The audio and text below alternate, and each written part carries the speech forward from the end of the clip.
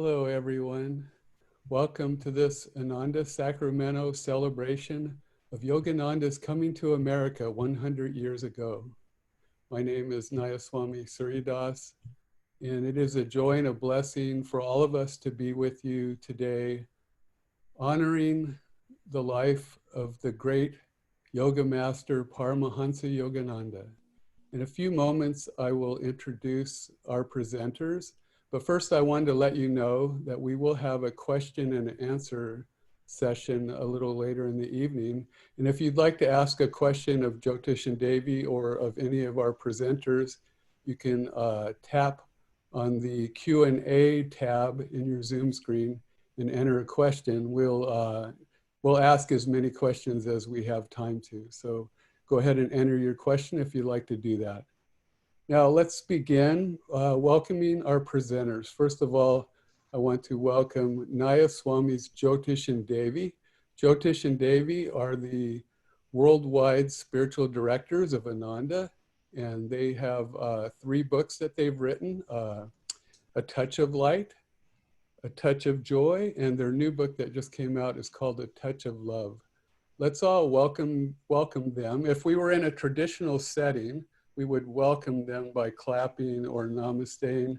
We can't do that, so let's all just send light and joy as we welcome Nayaswamis Jyotish and Devi.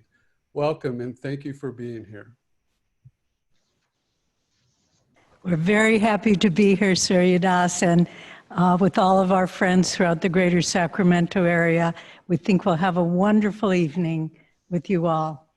In many ways, even though this was originally planned many months ago to be a live event where we would all be together, obviously circumstances are determining otherwise.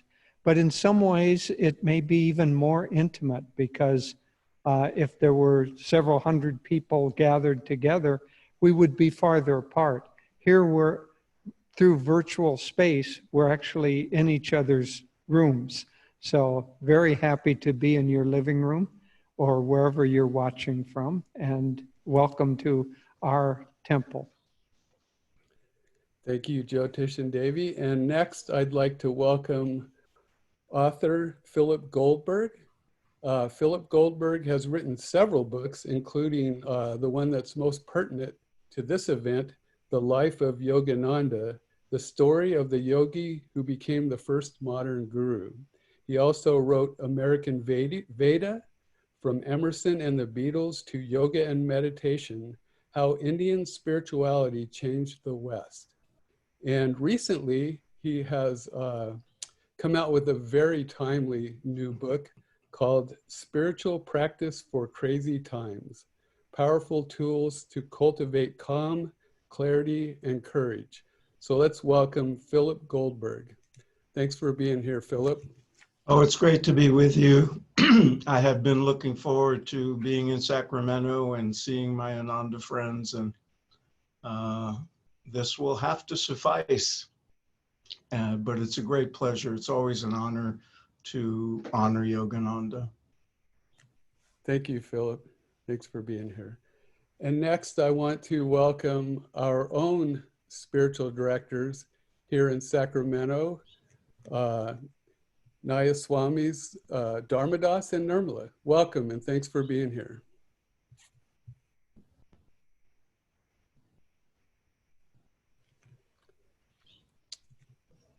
Nirmala and Dharmadas, you want to lead us in an invocation? And they're muted. Hara, can we unmute?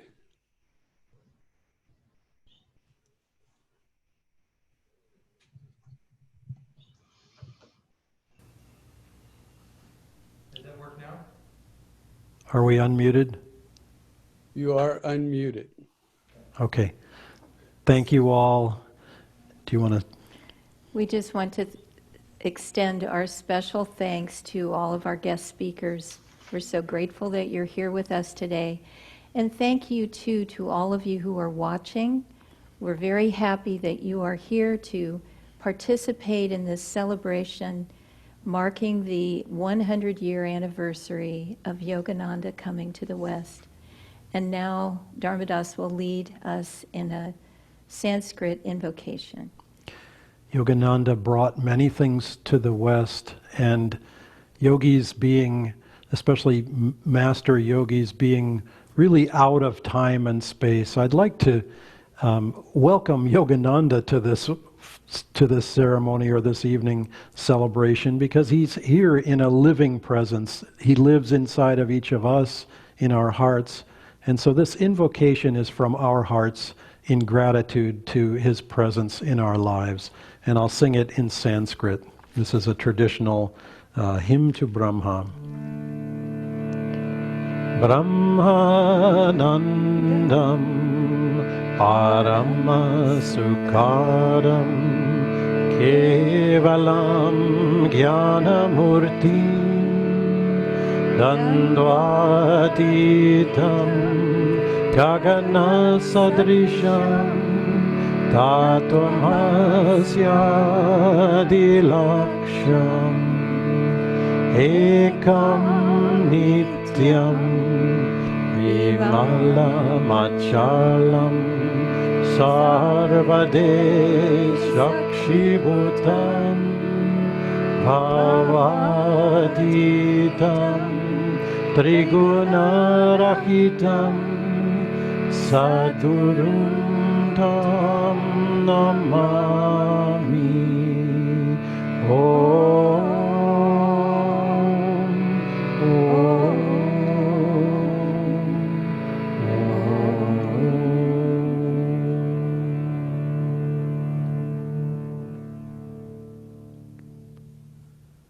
One relatively lesser known feature that Yogananda brought to the West. We will hear lots of elements of the amazing that Yogananda brought, the changes that he brought to our culture and to our lives. But one of the less known ones is that he brought a new kind of chanting. And we'd like to share one chant of his that was originally in Bengali, but he brought it over to English, and it has become one of the dearest ones that we do, and this is called Door of My Heart. We'll sing it through once in harmony. Swami Kriyananda wrote harmony parts for this, and it's quite lovely.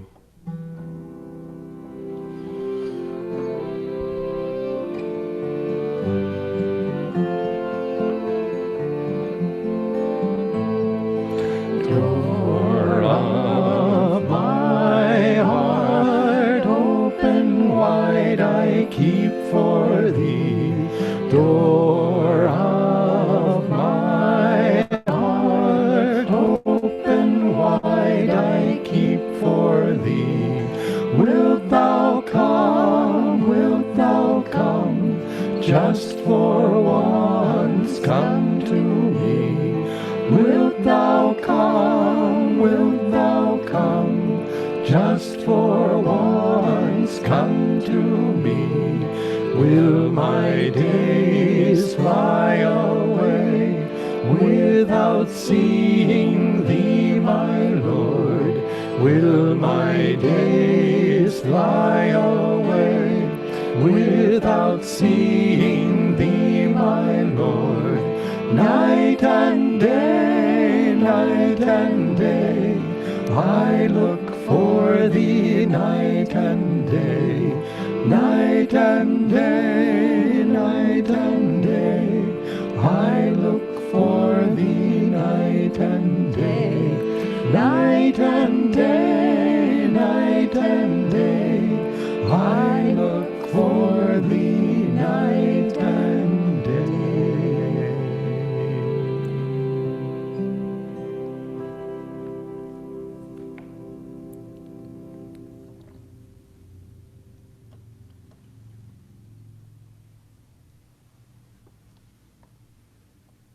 So now let's invite Philip Goldberg back up front to talk to us about the significance of Yogananda's impact on American culture. Philip? Thank you, Surya Das, and all the other Nayaswamis for inviting me to be part of this. I greatly appreciate it, and I I take it as a great honor. I truly believe that when the spiritual history of America is ultimately written, that the day Yogananda arrived in Boston in 1920, the 100th anniversary of which we're celebrating now. We're not celebrating the exact date, that is September 19th, but that day, September 19th, 1920, should be held as one of the most significant days in the spiritual history of the West. When I wrote American Veda, I wrote about all the gurus and swamis and yoga masters who came to the West. Their collective influence has been far greater than most people realize. And so I wanted to chronicle that. And I devoted a chapter in that book to Yogananda. And of course, I had known about Yogananda for, I read Autobiography of a Yogi in 1970. So I've always known about him. He's always been one of my influences. But when I wrote about his life in a sketchy way in American Veda, I came to realize not only was he at the very least, one of the 2 or 3 most important teachers who came, but possibly the most influential of the teachers who came from India. And that, I think, his influence has only grown in importance because of its durability. He passed from Earth in 1952. That's a long time ago. That was the year Dwight Eisenhower was elected president. And yet his influence is still being felt anew by people all the time. The other reason, though, that I decided to write a biography of him was not just his influence, but it was also that his life, his human story, the narrative of the arc of his story as a human being, regardless of his stature as a teacher, regardless of his status as a realized being, his human story I found uniquely fascinating. And it contains life lessons for all of us over and above what he taught. And what he taught was terribly important, terribly influential, and was absolutely foundational and instrumental in this historic transmission of the teachings of the great Himalayan rishis of India centuries and centuries ago. Yogananda was one of the key factors in making all of us aware of those teachings, and in so doing, changing forever in a profound way the spiritual landscape of the West, and especially of America, partly because he was the first of the teachers to actually make America his home. He spent essentially the second half of his life in America.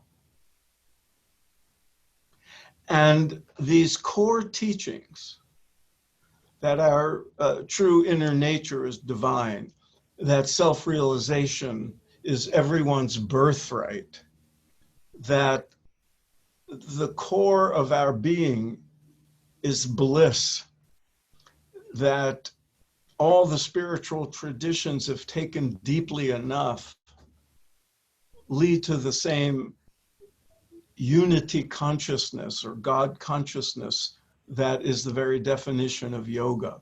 And that these teachings, his Kriya Yoga and all the other aspects of the Vedic Dharma are applicable to anybody's life. They're universal scientific teachings. And that regular spiritual practice is something everybody can and should engage in, not just for the long-term goal of realization, but for practical application in our lives. All this and more is now widely accepted in America, and Yogananda was as, if not more, responsible for that than anybody else. At the same time, he was a uniquely interesting human being, and I focused on that in writing his biography, because a biography should be a life story. And his life story is fascinating, and I think we can all learn a lot from it. And Surya Das mentioned this new book of mine. I was going to do the honorable thing and not promote anything. But since it was mentioned, Spiritual Practice for Crazy Times was written last year. Times were crazy then. And it was scheduled for publication in August, when we knew prior to the November election, things would be crazier than it was in the past. But here we are in the midst of this pandemic crisis globally.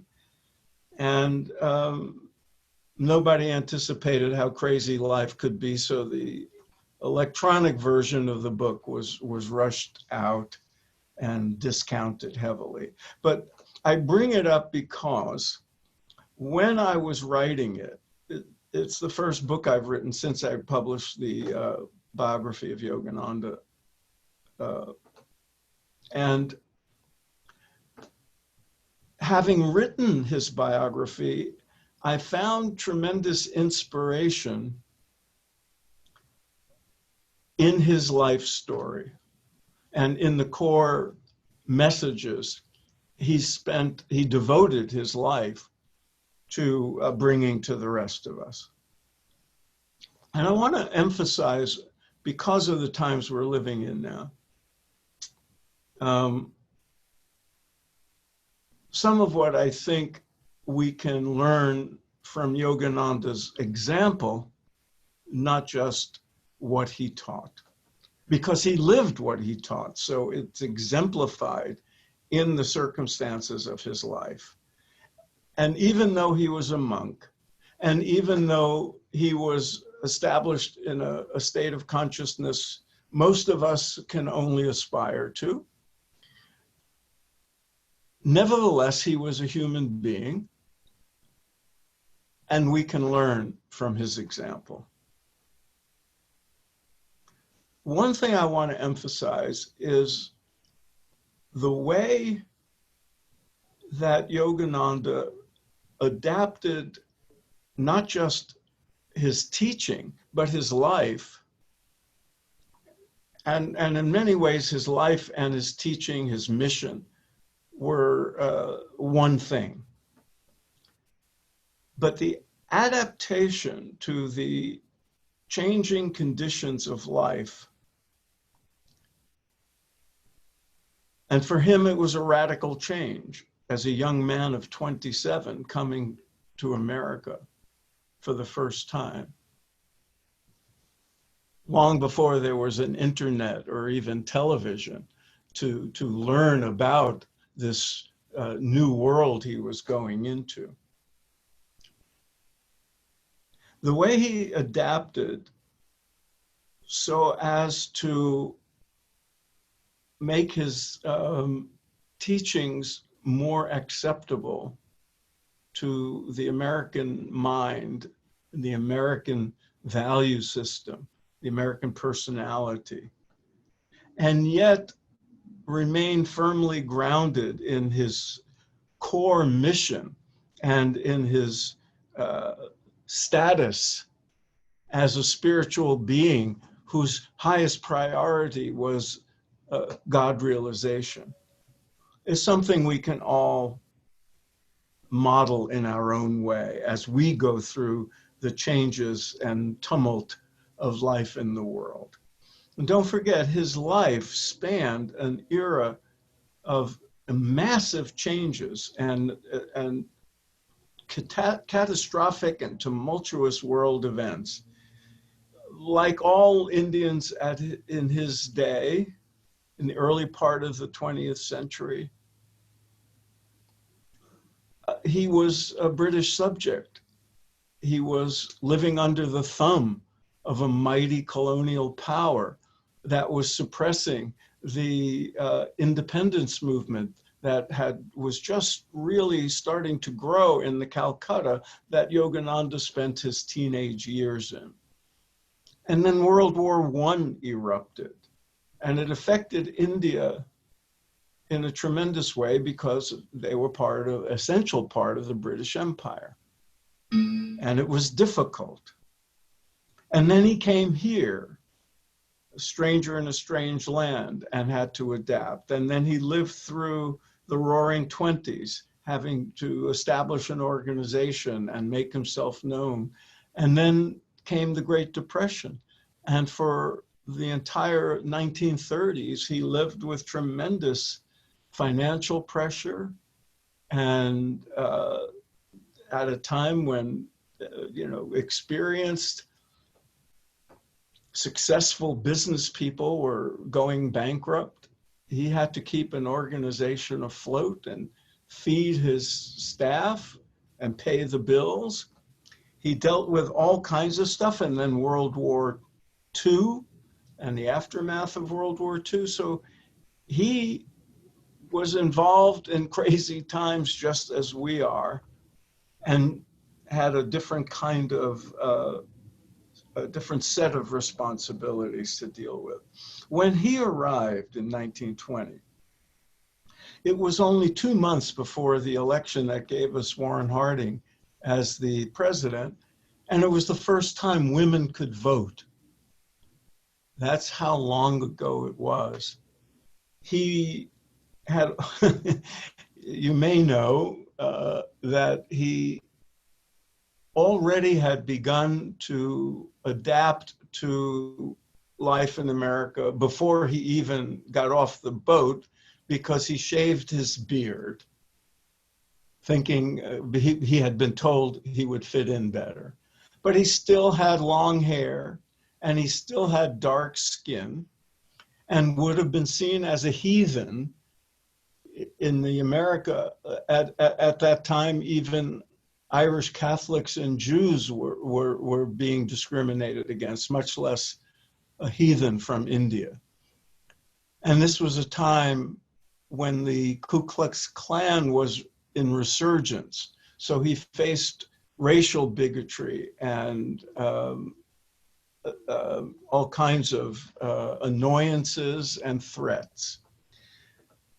And he learned to adapt in small ways, like tucking his long hair under his collar and wearing Western clothes.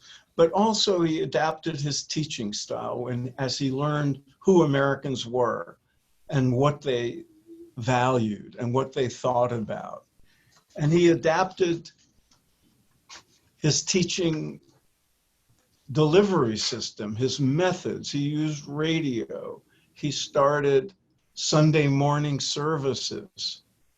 Mind you, what you experience at an Ananda location on a Sunday morning, except for Yogananda lineages and to some degree the Ramakrishna lineages in India, they don't have Sunday congregational services. Indian temples are very different.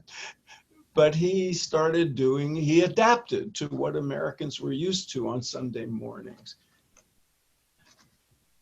He realized if he was going to reach more people, he could not teach only in the traditional way that it was done in India directly from guru to devotee orally.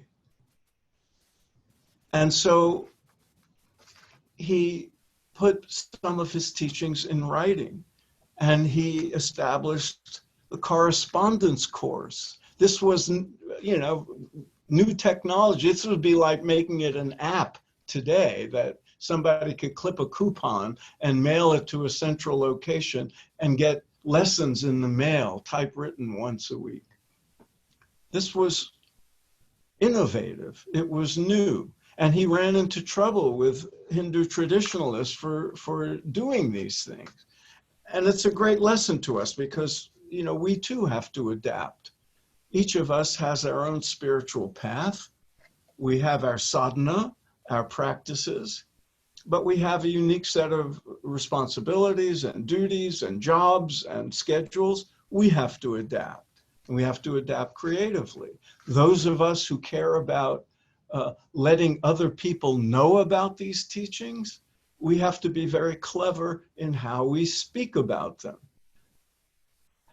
Who do we say what to? Who is open to what? This in Sanskrit is called upaya, skillful means. And tracing Yogananda's work through the decades, I came to appreciate how skilled he was in using the available methodologies, and having the insight into what Americans would want to hear, what would excite them. And so he didn't just speak about God realization and cosmic consciousness and Vedanta philosophy and all that. He would give talks about improving people's lives in ways that matter to them, greater success, better health. But in so doing, he grounded everything in the core spiritual teachings. He never lost sight of what was really valuable, and in translating and finding the proper language to convey these ideas to people, he never compromised on the dignity and integrity of the teachings he brought from India, the greater tradition of the Vedas, and the lineage of Kriya Yoga that he was representing. He didn't distort anything in adapting the teachings. He didn't dilute anything in adapting the teachings. And that is a responsibility all of us carry, whether you're a Nayaswami, like my colleagues here tonight, or you're just a devotee who wants to help other people. There are skillful ways to communicate and to bring people, to raise people's consciousness, raise their awareness, and open them up to the possibilities that these teachings represent.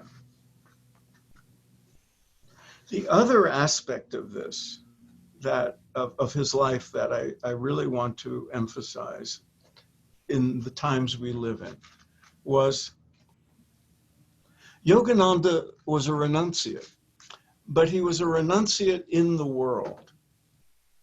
He was a monk, but he was a monk engaged in worldly activities. He was as busy and was under as much pressure, especially during the Depression, as any CEO or any entrepreneur. And on top of all that, he was probably the most famous citizen of India, well, I should say British subject from India in America at the time, which put tremendous pressure on him. He was threatened, he was attacked, he was betrayed, he was sued, he was front page news in ways that, because people wanted to bring him down, he had to endure a great deal. He had to endure the inefficiencies of people and the personalities of people in his organization. Running an organization, especially in the 30s, with a spiritual mission, when your staff were many were volunteers and others were people who were just dedicated people, but without necessarily the proper skills. This is hard. And he endured. And there were times when he publicly, well, not publicly, but to his close disciples, would say, you know, I just want to go back to India. I'm a monk. I just want to walk along the Ganges with the other sannyasis. I want to go to a cave. I just want to be with God. But he was always cognizant of his dharma, of his mission that he had signed onto and pledged to work toward. And so he worked hard right up until the end, researching the last months of his life when he was ailing, when he knew he didn't have that much time, and seeing how hard he worked and how dedicated he was to the longevity and the security of what he would leave behind, was terribly moving and a great example of dedication. And this is terribly important because no one understood that we are spiritual beings more than Yogananda did. No one understood that the true goal of life was to be one with the divine.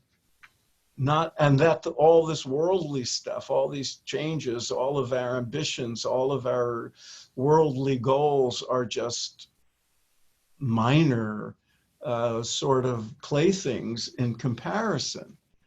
He's the one who used the metaphor of figures on a movie screen to compare the changing circumstances of life and the sensory experiences we get caught up in.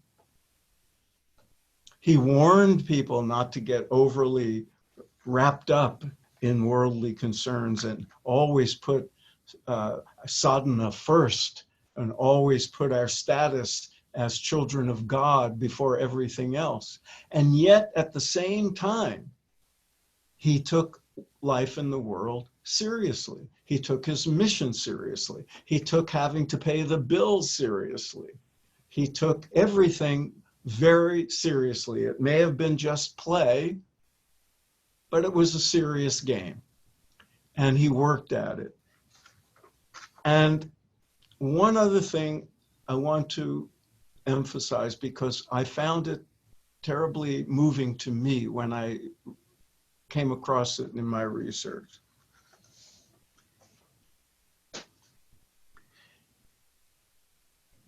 He was very aware of worldly affairs.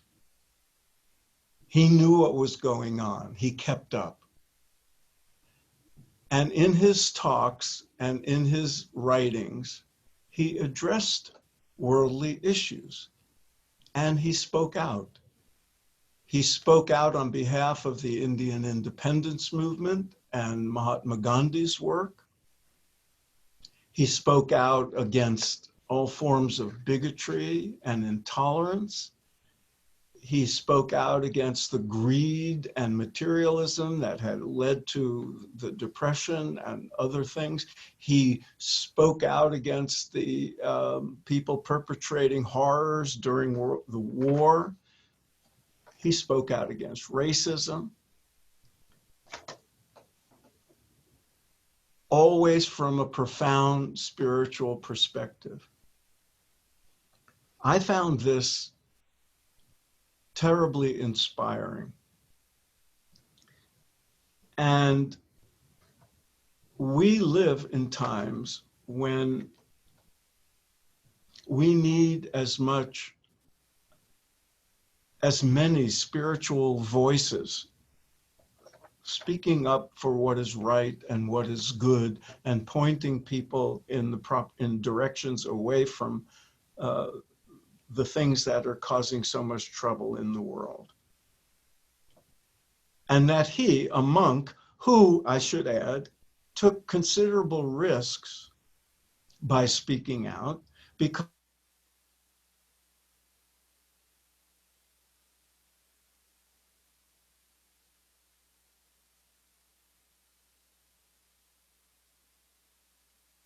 of 1947, when he tweaked a little bit, he could not be a citizen of the United States. So he was vulnerable. The British were spying on him. The American government was keeping an eye on them. I saw all the documents.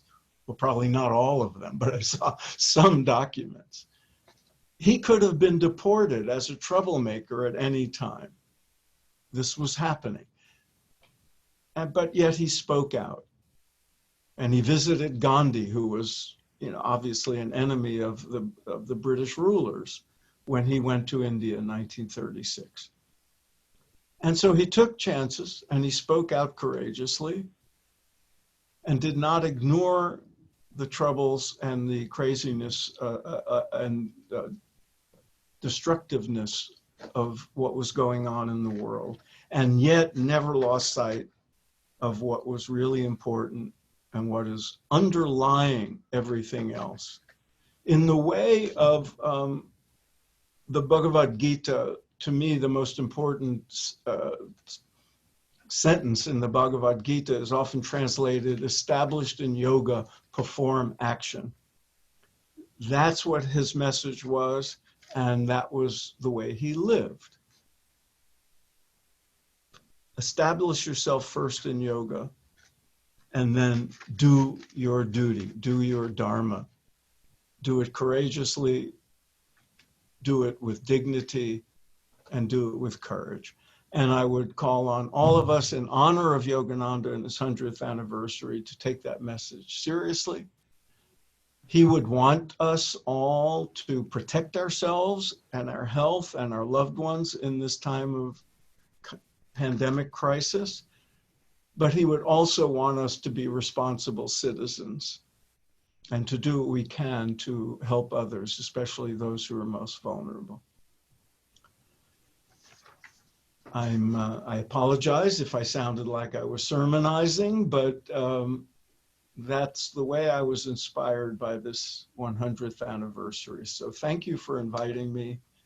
Enjoy the rest of the celebration. I look forward to hearing Jyotish and Devi, my good friends, who I wish I could give a hug to, and all the others who are with us tonight. Thank you.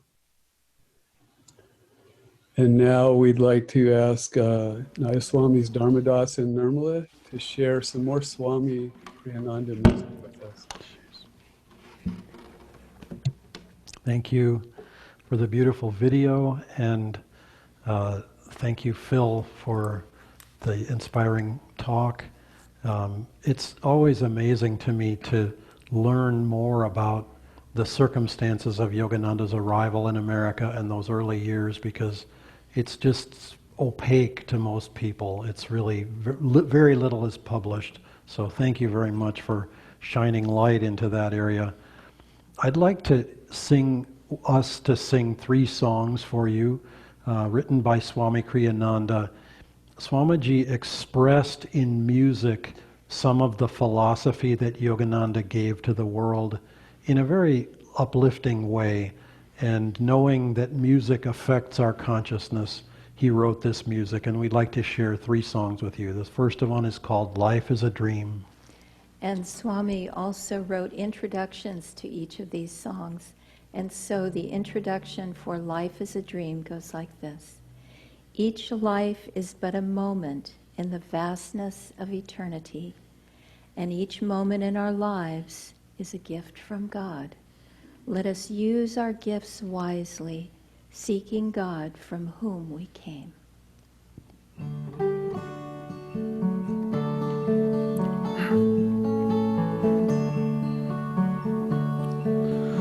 Life is a dream, time like a stream, carries our burdens away.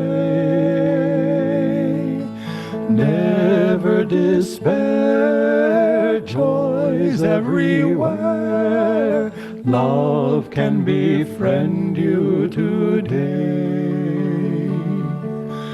Free from all care, like birds on the air, soar above griefs and worries, seek joy and be gay. Often on earth things of great worth, worldly ambitions defy. Sometimes a friend helps us ascend up from life's cares to the sky. Love is a star, though shining afar. It can guide us and help us toward light to draw nigh. Life is a dream, time like a stream carries our burdens away. Never despair, joys everywhere. Love can befriend you today.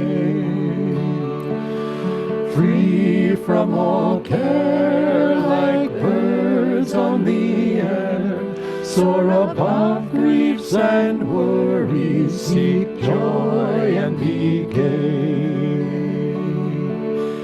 Often on earth things of great worth, worldly ambitions defy. Sometimes a friend helps us ascend up from life's cares to the sky. Love is a star, though shining afar. It can guide us and help us toward light to draw nigh.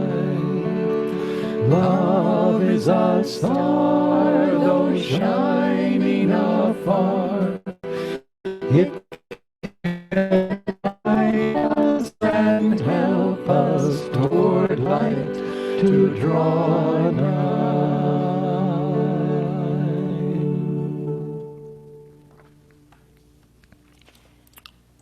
We do have a wonderful Irish tenor off camera, just so you know. We're practicing social distancing as we sing. This next song is called Walk Like a Man.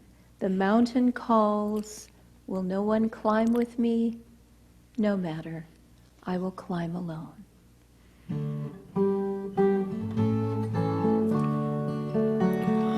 Walk like a man, even though you walk alone. Why court approval once the road is known? Let come who will, but if they all turn home, the goal still awaits you. Go on alone.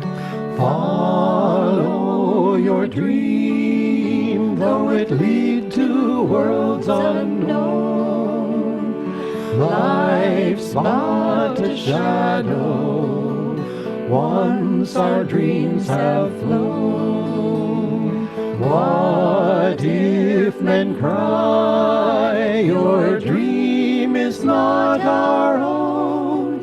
Your soul knows the answer. Go on alone. Give life your heart, bless everything that's grown.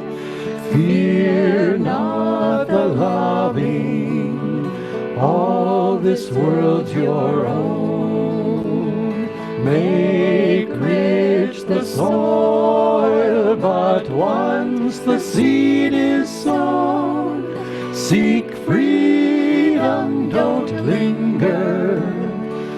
on alone. Walk like a man, even though you walk alone. Why court approval once the road is known? Let come who will, but if they all turn home, the goal still awaits you. Go on alone. Go on alone. Go on alone.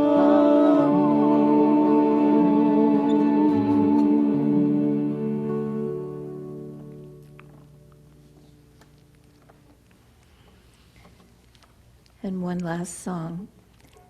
This one is Song of the Nightingale. If you would hear the nightingale thrilling the air with liquid melodies, then be not afraid to listen to the night.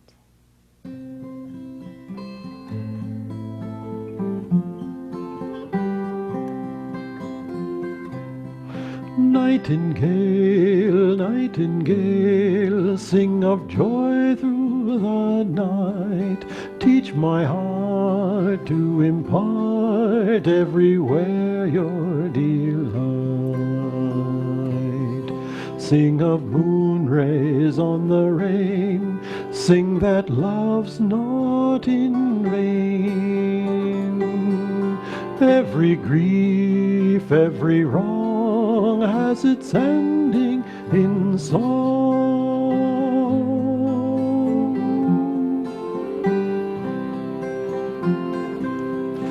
Nightingale, nightingale, sing of joy through the night. Teach all men how to spin clouds of gloom into light. Without silence, what is song? Without night, where is dawn? Were it not for men's woes, who would smile at our wrongs?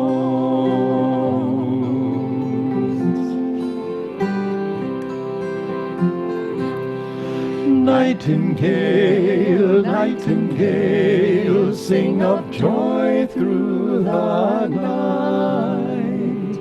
Let each tone silence groan, earth and heaven unite. Morning laughter, evening tears, snow and blossoms all fade. Joy must sing in the night to face change unafraid.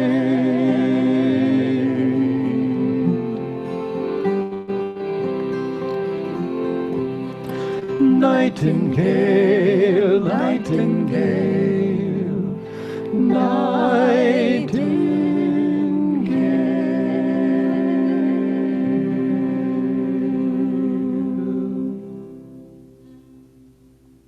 Thank you, Dharmadas, Nirmala, and Chaitanya. Chaitanya is that tenor in the background.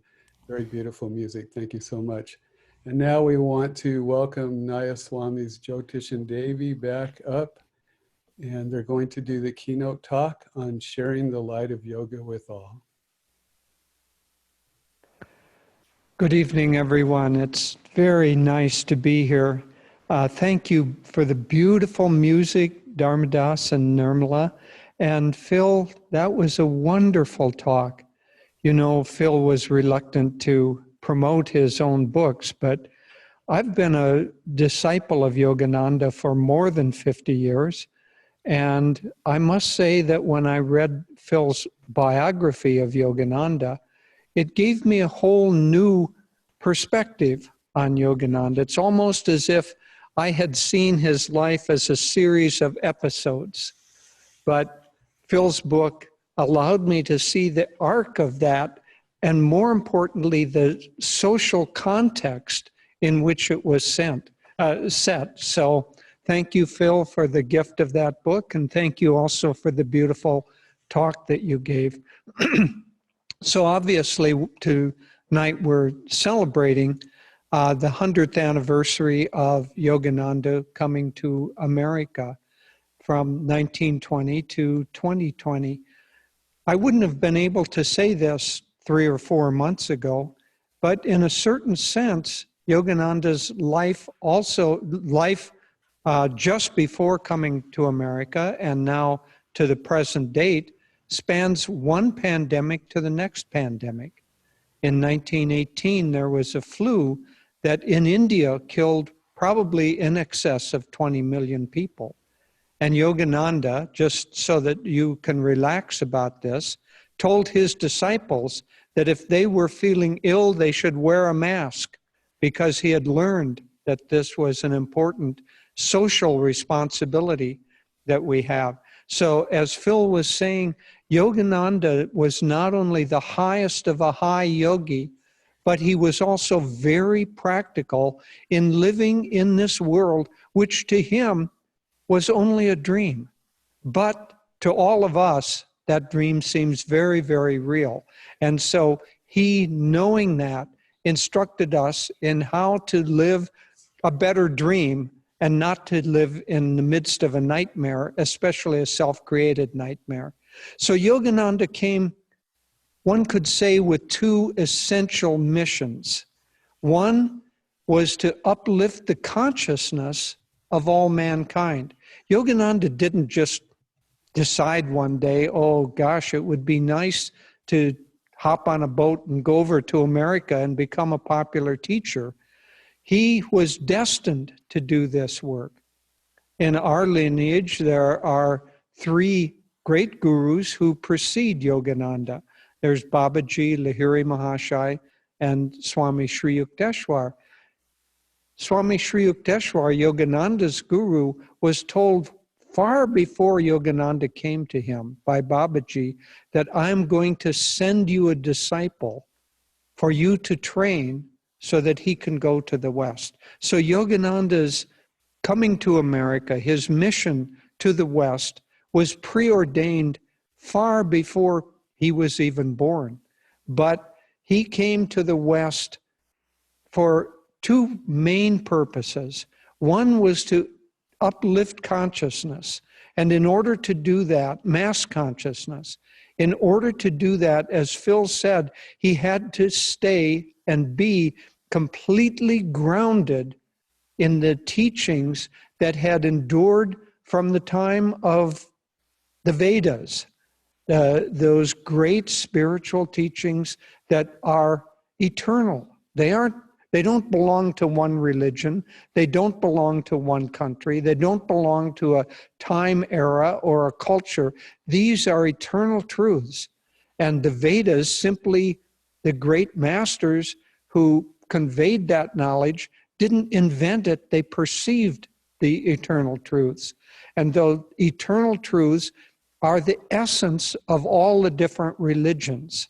They're the essence of Christianity, of Judaism, of Buddhism, of Islam, and of all the other religions that point the consciousness toward recognizing that there is a creator, and that creator in the Vedic tradition has not created us, but has become us. But without delving down into the differences of religion, I just want to make the point that Yogananda came and he brought these ancient, eternal truths that we're going to endure. And with that, as Phil so eloquently pointed out, he didn't just give Vedic talks. In fact, one time, some of his followers or disciples, he had been giving a series of lectures. And they said, yes, but Yogananda, you never give us any real Vedic philosophy. And so he decided that he'd give them a little dose of their own medicine. And he started talking a deep Vedic philosophy. He said they were soon bored and ready to fall asleep. because they weren't ready, they weren't trained, their minds weren't open to absorb that level of consciousness. So Yogananda had to take those deep truths, and without losing the depth of them, he had to translate them into a new language, English. For him, it was a brand new language. When he came over to America on the boat, by the way, the very first boat that left India for the West, for America, after the end of the First World War, Yogananda was on that boat called the City of Sparta. Up until that time, he had never given a lecture in English. And so here he was coming to uplift the consciousness of America, and he didn't know the language of America very well. So they asked him to give a lecture on that boat. And so he agreed to do so. And he began to talk, and he said, I froze. I couldn't say a word for 5 minutes. Imagine that. Imagine if I stood here for 5 minutes, unable to say a word. You would be sweating, and I would be sweating even worse. But then after 5 minutes, it was as if the Spirit inhabited him, and he gave a very eloquent lecture, and everybody loved it. That was the beginning of his public speaking days.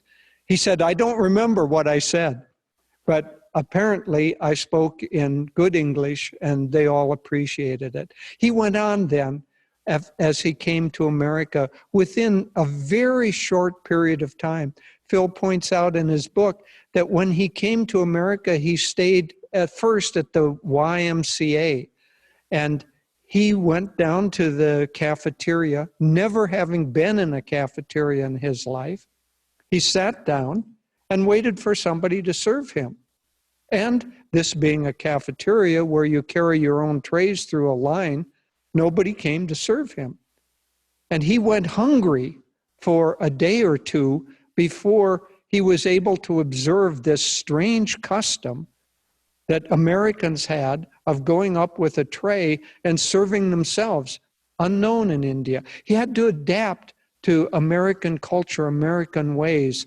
And he had to, as Phil pointed out, he had to take the depth of the teachings and translate them without losing their depth into food that was absorbable for the American palate. And he did that beautifully.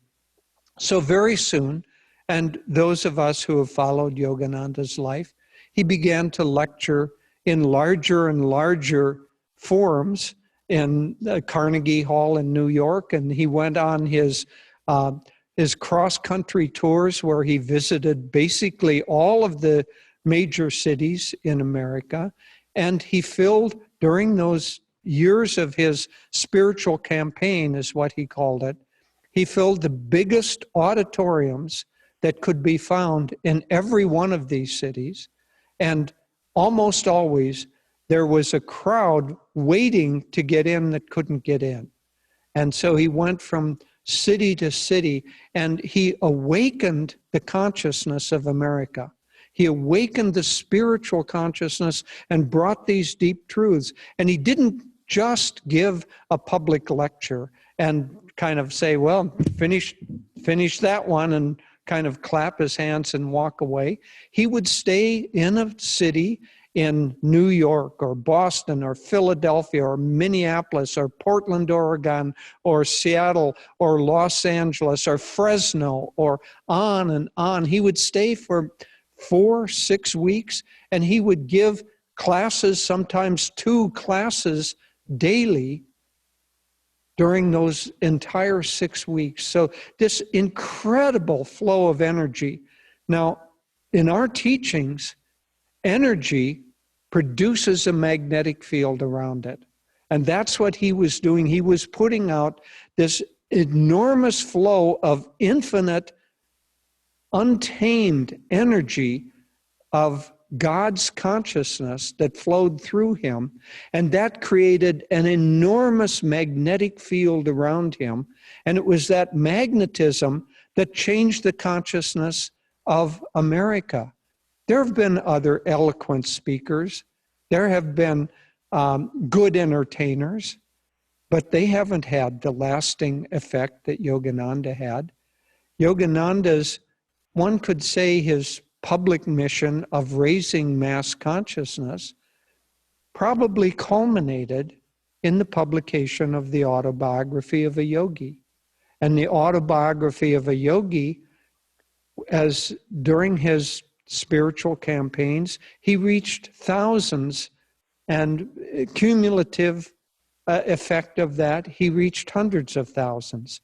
That book has gone on to reach tens of millions of people, but not just reach them. That book has changed the lives of people. I know hundreds, I've spoken to hundreds of people, I know of thousands of people who, reading that book, their lives were changed from the time they picked up that book ever forth for their entire life. Now, what is it that gives something the power to do that?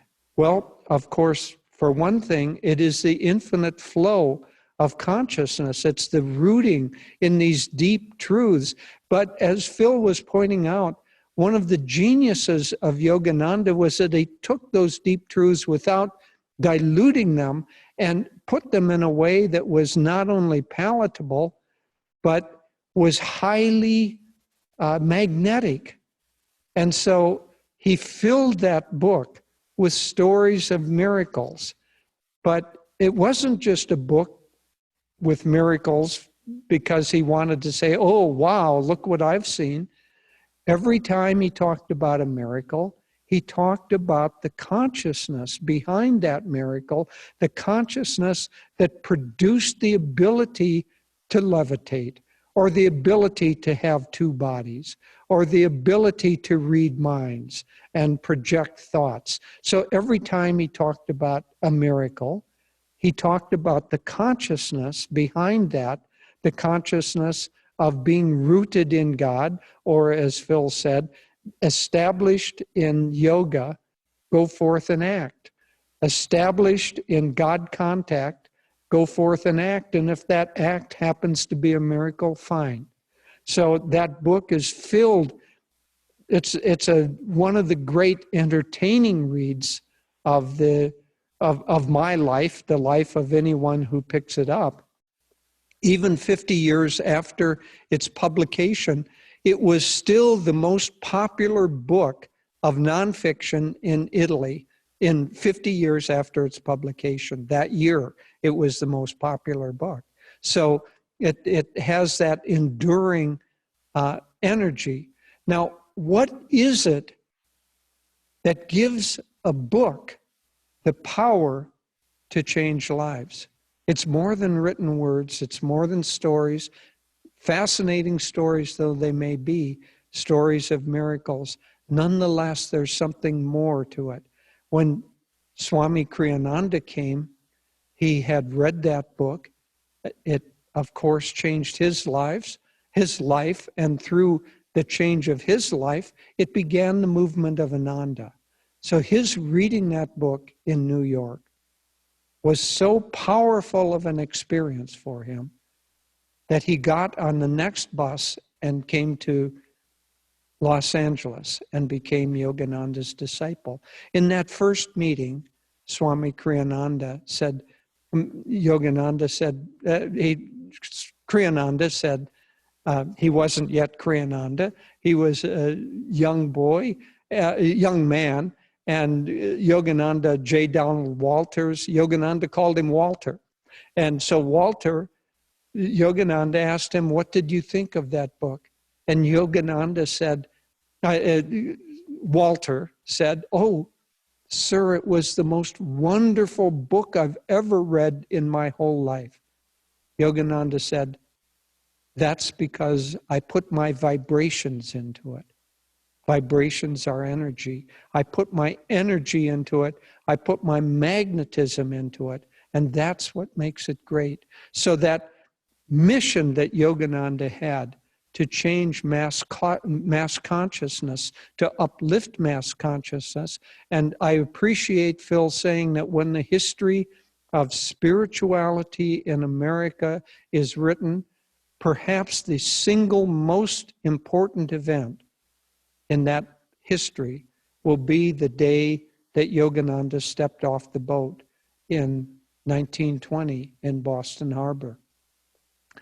So that mission of lifting mass consciousness, Yogananda accomplished in unprecedented ways, in amazing ways. But he had a second mission. So the first mission, mass consciousness, was quantitative, but he also had a qualitative mission.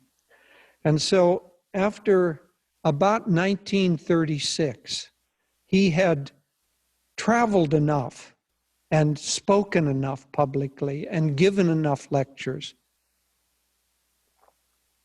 And even though he had thousands that attended his classes, not so many stayed with those teachings and really practiced them in his life. So after about 1936, he stayed mainly at Mount Washington. He went to India, of course, for a period of time, but a little before 1936. He stayed at Mount Washington primarily and wrote, but then he drew to him disciples, serious disciples, those people who wanted not just to read about these miracles, they wanted not just to read about an autobiography of a yogi, they themselves wanted to become a yogi. And so Yogananda had this mission of a qualitative upliftment to those people who wanted to follow these teachings, not just mentally, but in practice in their lives. And so he began to work more and more with serious disciples. And with those serious disciples, there came a qualitative mission.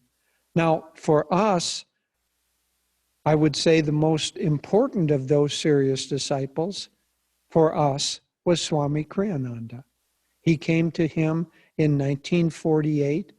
Yogananda had about 3.5 years remaining in his life, and Yogananda trained Kriyananda in very deep and very magnetic ways, because he recognized in Kriyananda a young man who was going to be able to take these teachings and bring them out to the world. He made it Kriyananda the head of the monks, even though there were many people more senior to him. He made him a minister in the church, even though there were others who could have done that, and many had been doing it. And he gave to Kriyananda the responsibility of lecturing, writing, and editing. And he did not mention it, but Kriyananda knew from a talk that Yogananda gave that he also had the responsibility of taking these teachings and producing living communities, where Ananda Village, where I'm speaking from, being the first of those, where you not only hear about these teachings, but you live them. So this quantitative mission, the magnetism of Yogananda that he had, meant that he had to project that magnetism in such a way that it changed people's lives. Yogananda said that he, of all of the various qualities of God, he came with primarily 3 qualities. The first was wisdom, and that was expressed in his lectures, in his interpretation of the Christian Bible and the Bhagavad Gita, of those deep, deep teachings. And so the wisdom was expressed over and over and over again. But to a certain extent, wisdom alone, wonderful though it is, does not have the power to change a life. It keeps you to a certain extent, up in your head. And people can be very wise, and they can study this and look at this and try to understand that. And still, it doesn't really change them. Yogananda brought two other qualities, and these had the power to change lives.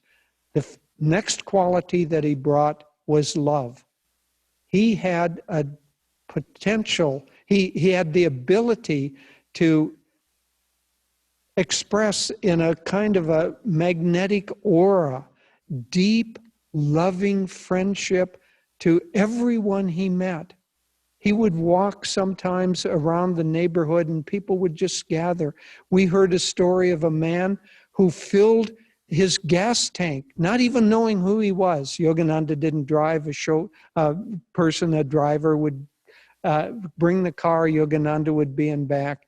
And this man worked in a service station at the foot of Mount Washington, and he filled his gas tank. Years later, decades later, this man moved to the area of Nevada City, Grass Valley, where Ananda Village is located. One of our men went in to fill up his tank. This fellow ran a service station. He had a picture of Yogananda hanging from his visor. The man seeing this, by this time he was the almost prototypical grumpy old man. His station was called Terrible Herbst, and he was, I think, Terrible Herbst himself. Anyway, he was a grumpy old man. When he saw that picture of Yogananda, he said, "Who is that?" And this fellow from Ananda explained, this man burst into tears. Decades after Yogananda had come there, he burst into tears and he said, "I used to fill the gas tank of that man. I always wondered who he was." That's the aura of love, the magnetism of love that changes lives. And that love of the divine, given as the love for fellow human beings, has the potential to change lives. It's certainly changed my life. It's changed Swami Kriyananda's life. That divine love has changed the lives of all of us. The other last quality that Yogananda expressed was divine joy. That's why we hear these songs. They're filled with joy. They're filled with lightness. They're filled with uplifting consciousness, the expression of joy. Yogananda used to love to tell a joke or laugh at some sort of a joke. One of his favorite jokes was, or one that he told anyway, was about, he said about this old woman. Her teeth were like stars. They came out at night. And everybody would, of course, laugh. But the love, the wisdom, and the joy with which Yogananda projected his energy had the power to change consciousness. And so that quantitative work and qualitative work went hand in hand, and it has indeed created a spiritual revolution that shall endure for centuries to come.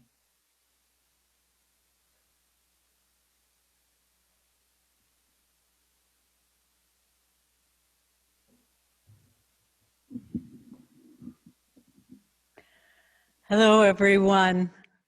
I'm very glad to be with you all.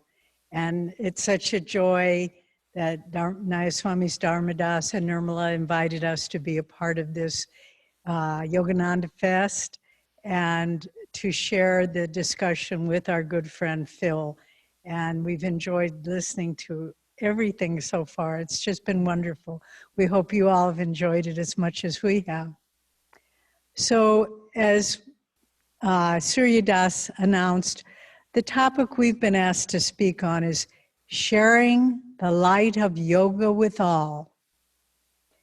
And in the magnificent book that we've referred to many, many times, Autobiography of a Yogi, there is the pivotal chapter, I Go to America.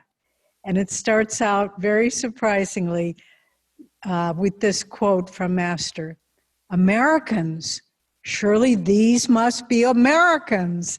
And he saw before him a panorama of Western faces and he'd never probably, well, he'd seen some British people, but probably very few Americans, but he knew these were, and he said they were potential saints calling to him from America. And I like to think that you and I were, maybe we had the good karma to be in that panorama, but certainly our souls were calling to him, calling for something more that what we would find in the traditional religions and values and philosophy of the West. And so Yogananda, when he had that panoramic vision of Westerners, he was in a little storeroom in the school for young boys that he started in Ranchi, India. And he was the founder of the school, the teacher, the mentor, the guru, and there were thousands of little boys there. But in that moment, he got up, he called the meeting with the staff, and he said, I'm going to America. You can imagine.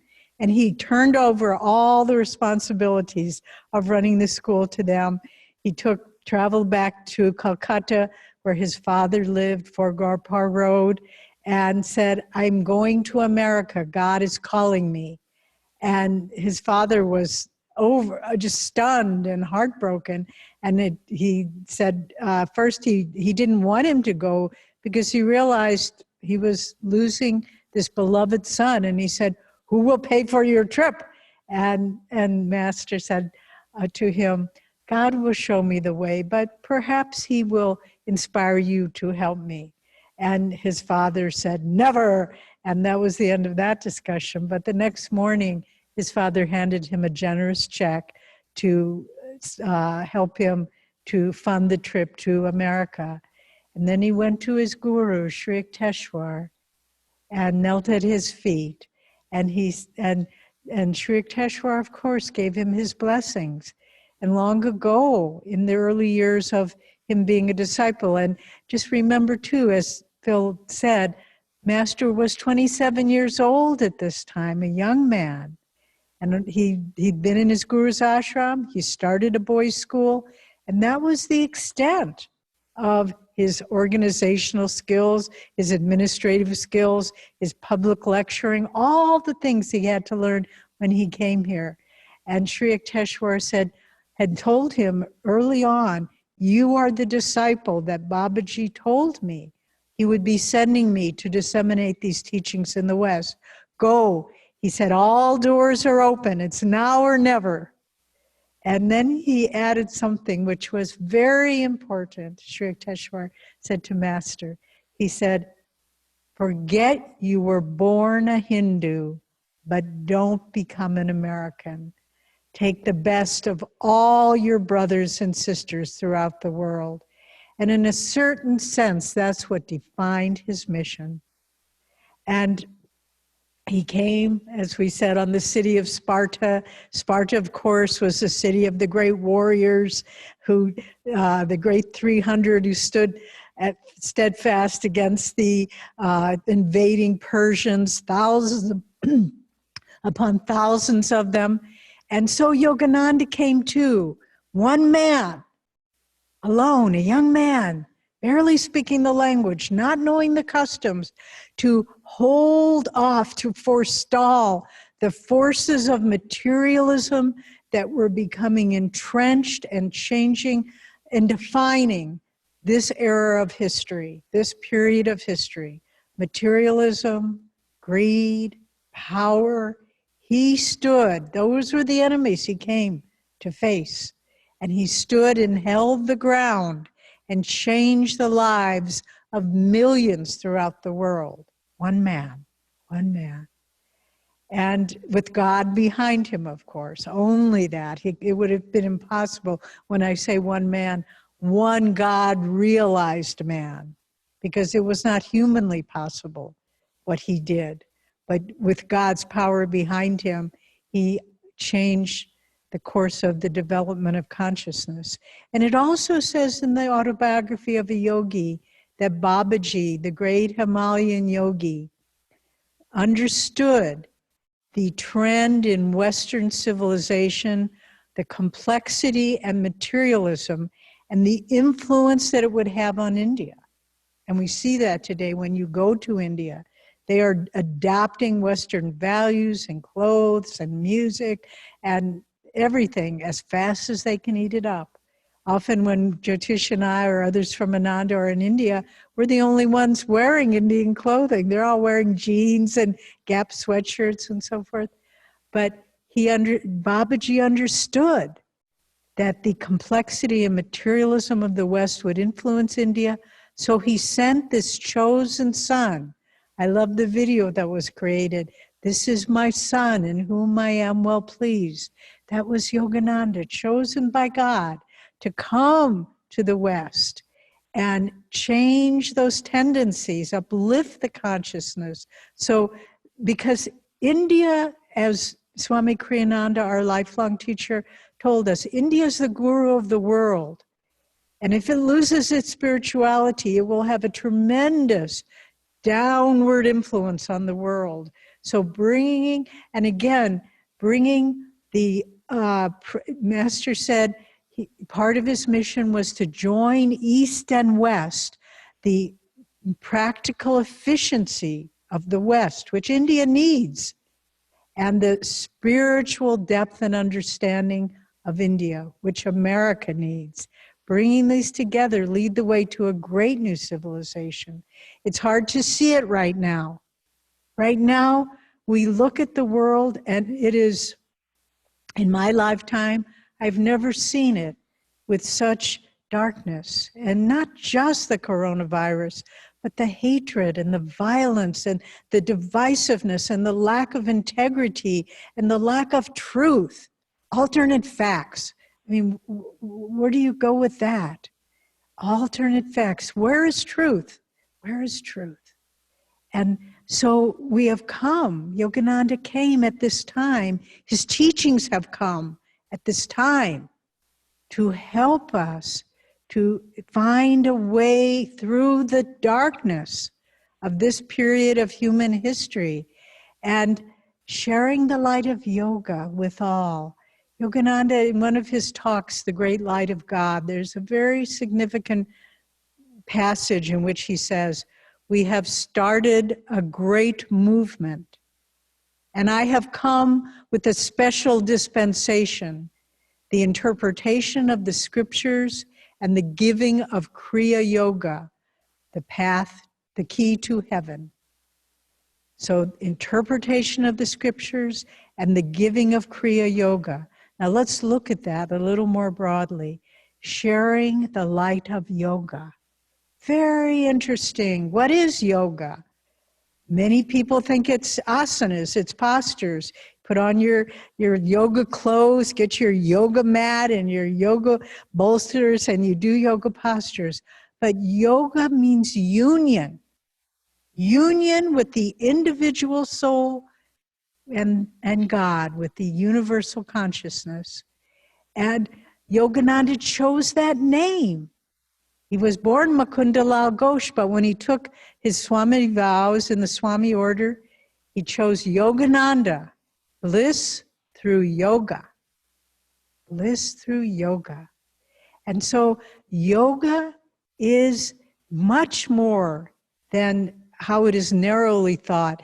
When Swami Kriyananda tells us when he first read Autobiography of a Yogi, and of course, again, using yogi in the title of his magnus opus, of his greatest book that he wrote, Autobiography of a Yogi, Yogananda. Again, bringing this vision of union and of upliftment of consciousness. So when we come to understand what he brought, we need to understand that at the time he gave it, it was unknown. Yoga was unknown. Swami Vivekananda had come before to America, but he came for a little while in the early part of the late 1800s, early 1900s, I believe. And then he went back to India. But Swami Kriyananda said when he read Autobiography of a Yogi, he thought yoga, well, he'd heard of yogurt. It was, kind of a custard type of food, soured milk that you ate, but he didn't know what yoga was. And he read Autobiography of a Yogi. And as we said, he came and he became a yogi. He became a disciple. He became a disseminator of these teachings. But let's look at these two things that Master talked about. Interpretation of the scriptures. That's not just something you study in divinity school in an intellectual way. What he was trying to do in that, yoga means union. He was trying to show the underlying truths in all world religions. Maybe you call yourself a Muslim. Maybe I call myself a Jew. Maybe you call yourself a Hindu. It's the same underlying truth that's being presented in all these world religions, every one of them. The forms may be different. It was so beautiful. Last year, 2019, we dedicated this beautiful temple from which I'm speaking to you. And it was also Ananda community's 50th anniversary. And in this temple, one of the closing ceremonies was to honor all world religions. And around this temple, I hope someday you can visit us, but there are niches to all the world, or many of the world great religions, not all. But we had representatives of every one of those religions. We had a Hindu and a Sikh and a Muslim and a Buddhist and a Christian and a Jew, and representative of self-realization, and representing the truth of all religions. And each one of them spoke, and they held a candle for the light of their religion. And then they moved through there were almost 1,000 people here. They moved through to their little niche, and they said, may the light of Hinduism illumine this temple. And they placed that candle on the altar. So this was part of Yogananda's mission, not just interpretation of the scriptures. So, oh yes, I understand that in the 4th chapter of the Bible, blah, blah, blah. No, it's like showing the underlying unity of humanity, how desperately we need this now, how desperately we need to see our brothers and sisters of different faiths, of different cultures, of different races, that we're all brothers and sisters of the one Mother, Father, God. And this yogi who brought the light of yoga, of union to all, this is what he came to share. And his work is really just beginning. 100 years after he came, it's just beginning. And I hope it will roll out for hundreds and hundreds of years to come, because it's of that significance. And then the second part, remember he said, I came with a special dispensation, interpretation of the scriptures, and giving of Kriya Yoga. Well, what is Kriya Yoga? Some of you may know, I read about it in Autobiography of a Yogi, or you saw it, you've taken a class, maybe you've received the technique, but really, when he was talking about Kriya Yoga, it wasn't just the technique. It was so much more. It's the whole path of yoga. It's the lifestyle of a yogi. And that begins it envelops and it encompasses so many different aspects. It encompasses energy and magnetism. Living your life in such a way that you overcome obstacles, that you face everything with power and courage and strength. Yogananda said, bite off more than you can chew and then chew it. That's part of Kriya Yoga. And he said that there are no obstacles, there are only opportunities. That is part of Kriya Yoga. And to be able to face life and to increase your own energy through the magnificent energization exercises he developed. He said that was his unique contribution to the science of yoga, the energization exercises, to recharge your body with energy and will. So many people now during this lockdown, it's hard for people. They're restless, they're anxious, they're fearful, they're depressed. But to be able to recharge your body with energy and concentration, that's part of Kriya Yoga, deep concentration and stilling the restlessness of the body so that whatever comes, if you're on lockdown, you find interesting and dynamic things to do and creative to serve others at a distance. And so energy, magnetism, concentration, these are all part of the path of Kriya Yoga, not just an isolated technique. And then what's another part of the path of Kriya? Discipleship. To ask God to guide you, to say, I cannot do this on my own. I cannot lift myself up by my own bootstraps spiritually. I need help. I need guidance. Discipleship is a part of the path of Kriya Yoga. But many teachers have come to the West, and their expression of discipleship was very traditional Indian, and it didn't catch on. But Yogananda knew that Westerners were independent. They needed to think for themselves. And so the way he presented discipleship was he said, try it, experiment with it. If it works, do it. Don't do it just because I'm telling you. And so that was part of it. But then there was also unseen but felt for those who opened their heart, the grace of the guru that comes through discipleship that enables us to transform our consciousness. So you look at the religions of the world that exist today, they're outward, they're rituals, they're social, they're gatherings, but we need a religion for this time that transforms our consciousness. And that's what the path of Kriya Yoga is. It's the ability to transform our consciousness, to lift it up. And then all these other things we've been talking about, energy, magnetism, concentration, discipleship, and self-realization. This is the path of Kriya Yoga that Yogananda brought. And so sharing the light of yoga with all, he brought it to the world. And he brought it in such a way that everyone could try it to the extent that they were interested. I know when I came to the spiritual path, coincided with when I came to Ananda, 1969, many years ago now. I was totally brand new, at least in this lifetime. But from the very beginning, I felt that beautiful call in my soul from Swami Kriyananda, his direct disciple, from Yogananda, and through their grace all these years, I've been able to continue.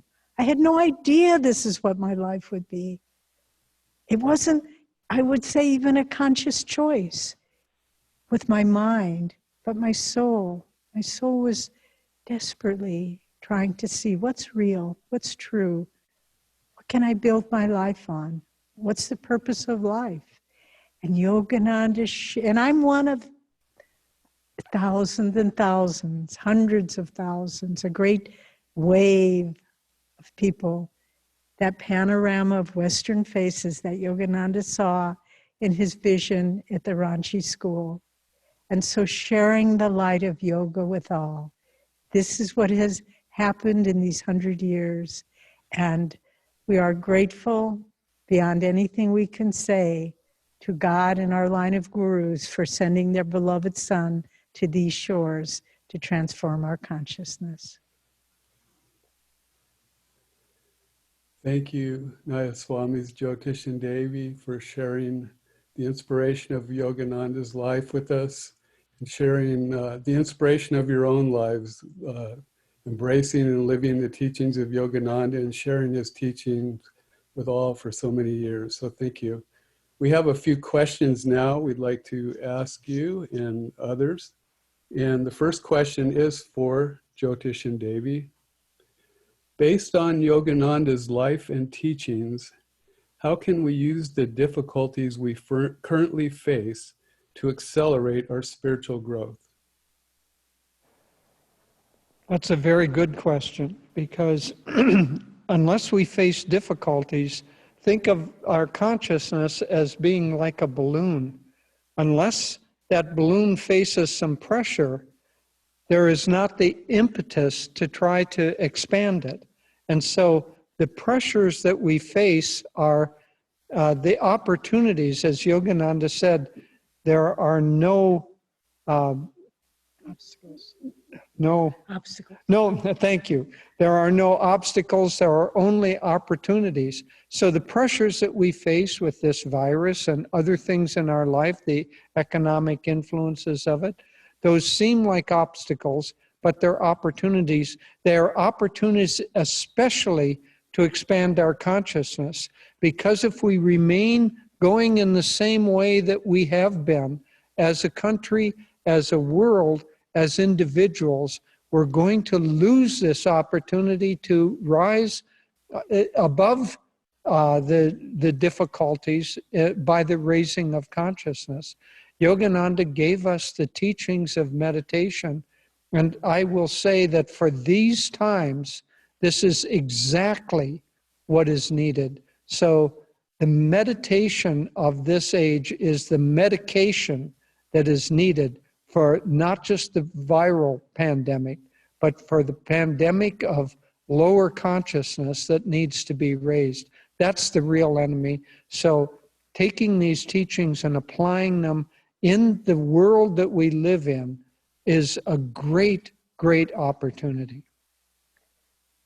I was reading an interesting article, How Do Pandemics End?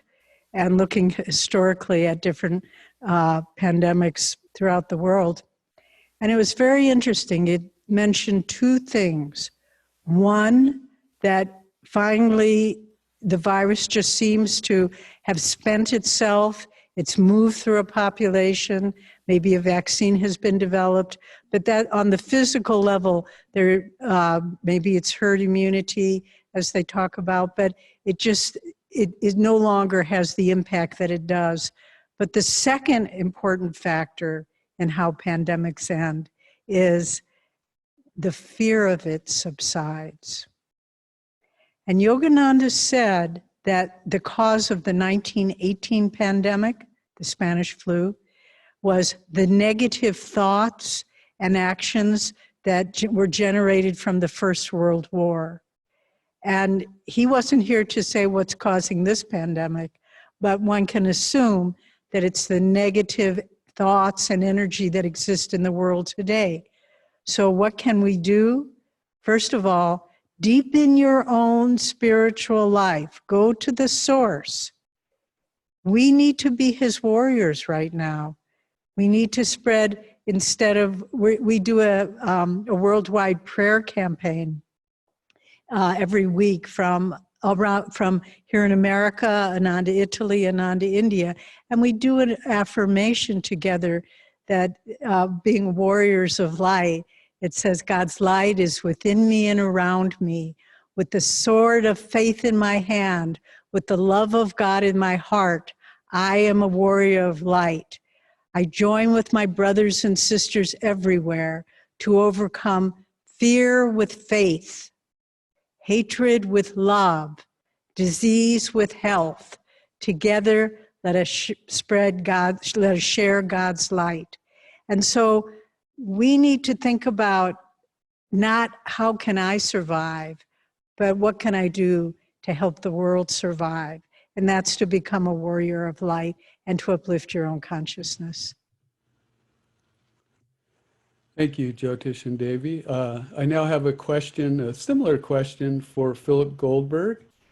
And the question is, if Yogananda were here today, what advice do you think he would give us about how to deal with the health and financial challenges of the current global pandemic?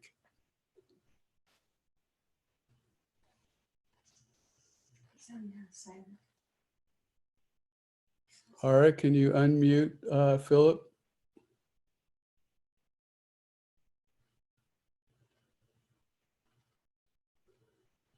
Okay.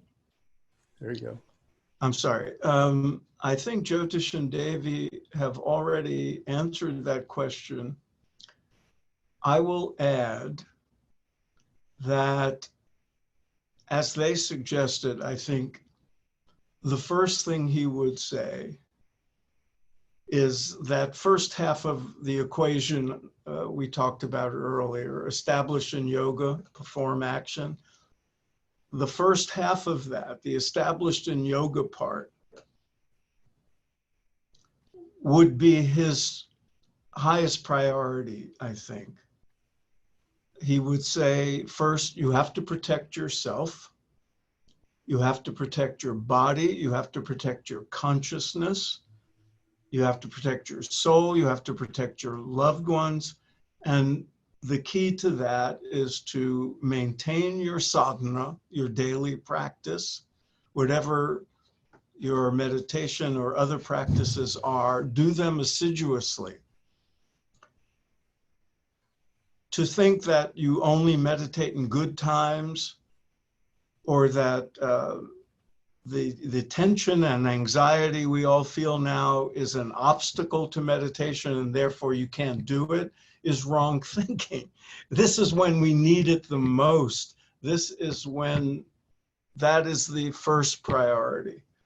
But the other aspect of this is when you come out, when you're in the world and you have decisions to make, even when you can't go to your job, even when you're home, we have to engage in action. That's the second half of the equation. What actions do we perform?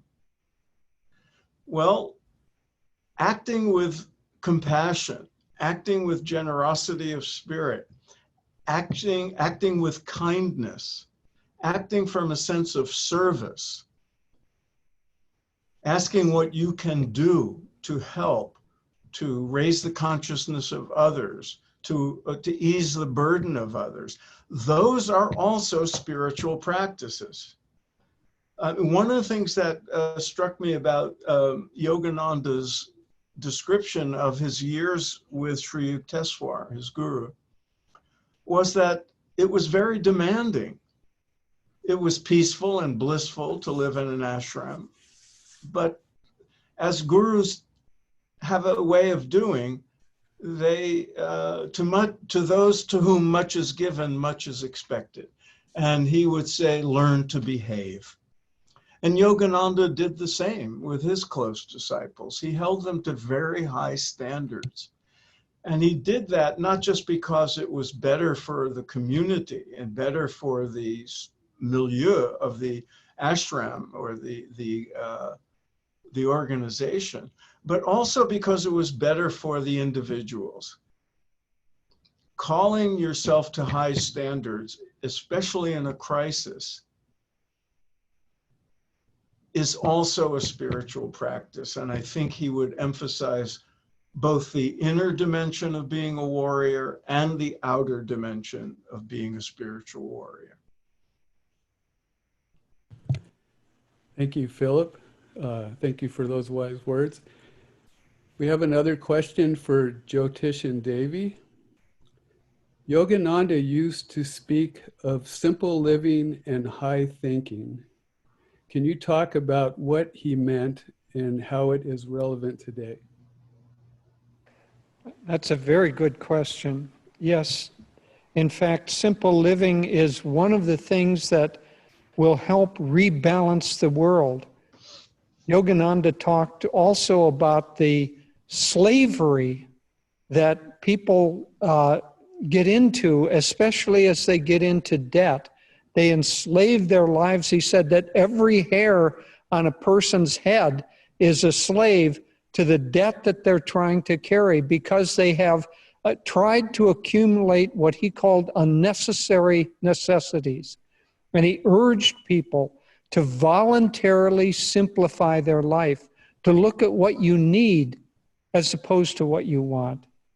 And if you God will provide if you have energy, if you have willingness. God will work through you to provide for your needs. But this world is terribly, terribly out of balance in driving for more and more unnecessary luxuries. And that greed, the accumulation of unnecessary, greed is having more than what you need, wanting more than what you need. It can be food greed, it can be money greed, it can be possession greed, it can be trying to follow the bumper stickers that says, he who dies with the most toys wins. If that's the consciousness that prevails for a culture, then that culture needs to have a readjustment. And that readjustment is coming, probably economically. Yogananda made dire predictions, in fact, and he made them very strongly. He said, a time is coming when millions and millions of people will be out of work, and that people will have half as much economically as they have now, but they will be twice as spiritual. Whether this is that time, it certainly looks to be possible, but get your head around the fact that you may end up having half as much as you have right now. But if you voluntarily simplify your life so that you say, this is fine, I don't need all that stuff. It was actually a burden, I can see that now. I don't need to fight others to accumulate more and more and more. I don't need that. Let me simplify my life. But the other part of his equation was simple living and high thinking. So as Phil said, become established in yoga, established in higher consciousness. And that's the other part. You may have half as much economically, but be twice as spiritual. That means you'll be twice as enlightened as you are now. And so you can end up a life having enough money so that you can buy anything that money can buy. Or you can have a life of having a consciousness that can provide you with everything that money can't buy. Simplicity allows the latter. And, you know, at part of this equation, plain living and high thinking, he talked about this in the context of communities where people would live close to the land and just not be acquiring a great deal of material I shouldn't say comforts, but material objects, just having what you need. And the communities that Ananda has established prove, we're living laboratories, that people are extremely happy with very little. And, you know, there's a wonderful movie that's been made, was made several years ago about Ananda called Finding Happiness. You can, I think, watch it on YouTube, or it's available on streaming platforms. But the man who was the director of that movie used to work for Disney, and he was on a number of Disney projects. And before the filming started, we toured him around the community, and he was just amazed at how happy everyone was, how simply everyone lived. But then he went to our central administrative offices, and we would show him, well, this one person is in charge of doing all this, and this one person is in charge of doing all that. And he said, golly, in the world we'd have 10 people in every one of these departments, and here you have one person doing it. And it's because people's lives are focused. We're not distracted by many, many other things. But another important aspect of simplicity, it isn't what you have, it's how you relate to it. Are you attached to it? So you could find a beggar who has one little begging bowl, but they are so attached to that bowl and they're so worried about it, and is somebody going to take it? And that's not simple living. Or on the other hand, you could find an enlightened person who, Master Yoganandaji's most advanced disciple, was a self-made millionaire. His name was James Lynn. Master gave him the name Rajarsi Janakananda. He was based in Kansas City. He started many big corporations, insurance companies. He had a big estate, his own golf course. He was a great yogi. He wasn't attached to any of it, not one thing. And so simplicity is a state of mind. It isn't just what you have or what you don't have. It's how attached you are to what you have. So this is what we need to work for, to just say, Lord, whatever you want, you take it. If you give me more, I'll have more. If you give me less, I'll have less. But I am with you, Lord. Thank you, Jyotish and Devi. We have another question for you. How can we stay positive when life troubles us the most? That's a very good question, and I could answer it in a kind of a flip way. Just make your mind positive. But that isn't enough. You know, unless we practice the qualities of consciousness that we want to develop, if we don't practice those during the easy times, then we won't have them available during the difficult times. An ace tennis player doesn't go out on the court for the first time and think that he's going to win Wimbledon. He has put in years and years of practice in order to even get to that level. But that practice comes not on the court of Wimbledon, but in his own practice courts. So we have to practice the states of consciousness that we want to achieve. Devi was talking about Kriya Yoga as a path, but meditation as a path. One thing that happens with meditation is that there is a withdrawal of the life force that normally goes out through the senses, and that's withdrawn and brought up, especially concentrated at the point between the eyebrows, where light and higher consciousness resides.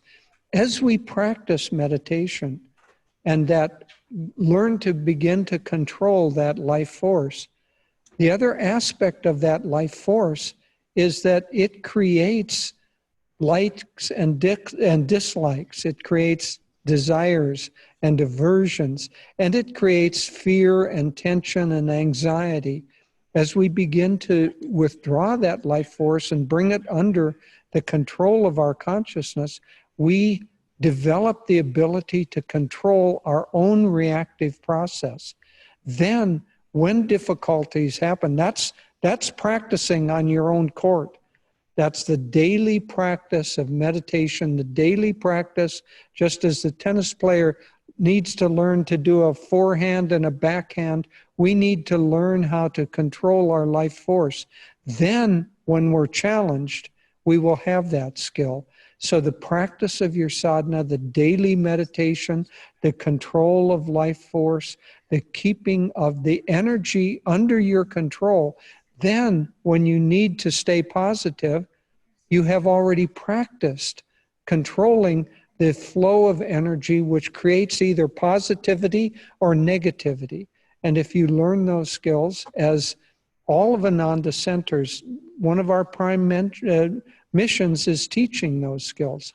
So if you don't meditate, you can certainly begin, and you can begin and learn the ability to control your consciousness.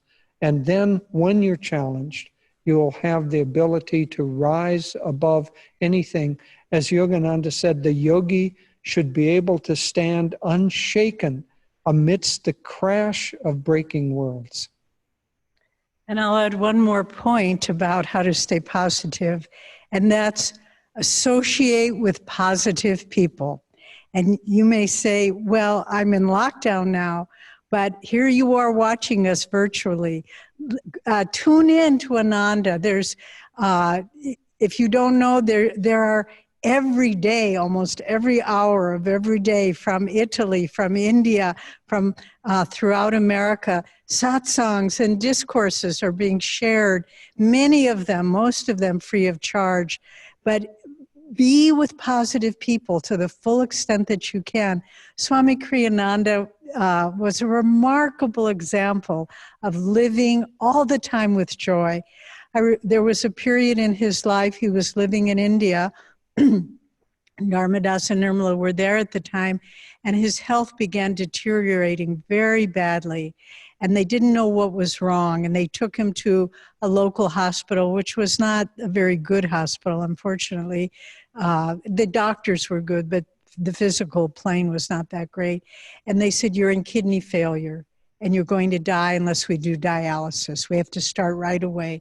So they they were hooking him up and doing the dialysis with tubes and fluid coming in, fluid going out.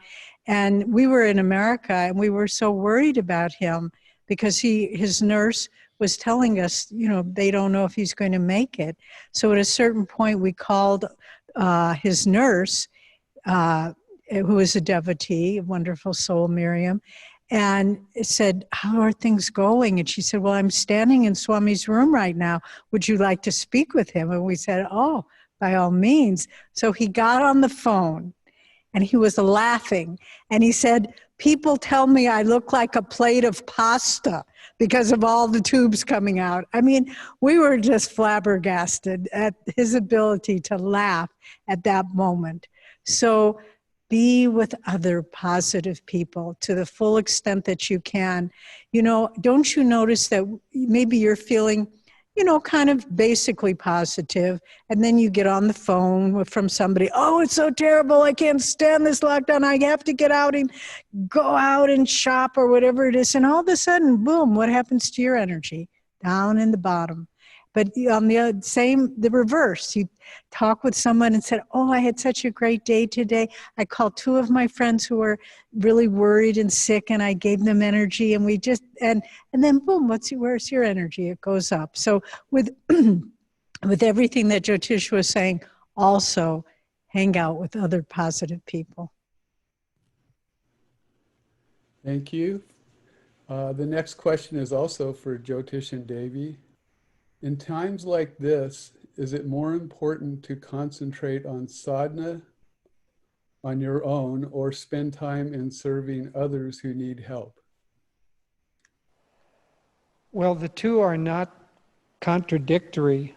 First of all, as Phil has quoted from the Bhagavad Gita, established in yoga, then act. So your sadhana establishes you in higher consciousness in yoga, but you also then have to act. But when your consciousness is up, your actions naturally are more attuned and more enlightened. So if you're established in yoga, you will naturally want to serve people. You'll naturally want to uplift people.